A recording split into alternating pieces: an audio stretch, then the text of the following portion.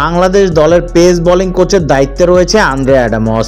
গত ফেব্রুয়ারিতে টাইগারদের কোচ হয়ে আসার পর অ্যাডামসের সঙ্গে 2 বছরের চুক্তি করেছিল বিসিবি। সেই হিসেবে চ্যাম্পিয়ন্স ট্রফিতেও তিনি বাংলাদেশের পেস বোলিং কোচের দায়িত্ব সামলেছে। তবে 1 বছর বাকি থাকতে অ্যাডামসের সঙ্গে বিচ্ছেদের পথে হাঁটছে বিসিবি। গড়ের মাটিতে আসন্ন জিম্বাবুয়ের বিপক্ষে টেস্ট সিরিজ শেষেই অ্যাডামসের বাংলাদেশের অধ্যায় শেষ হতে যাচ্ছে। মূলত তার কাজে পরিপূর্ণ খুশি নন বিসিবি, যে কারণে অ্যাডামসের জায়গায় কয়েকজন সম্ভাব্য নতুন বিদেশি পেস বোলিং কোচের সঙ্গে কথা বলেছে বিসিবি। এদের মধ্যে 2টি নাম বেশ শোনা যাচ্ছে, ওমর গুল এবং শন টেট। বিসিবির সিইও নিজামুদ্দিন চৌধুরী সুজন নিশ্চিত করেছে কয়েকজনের সঙ্গে যোগাযোগ করা হয়েছে, তবে এখনো নিশ্চিত হয়নি কে হচ্ছে তাসকিন রানাদের নতুন কোচ। শীঘ্রই জানা যেতে পারে নতুন পেস বোলিং কোচের নাম।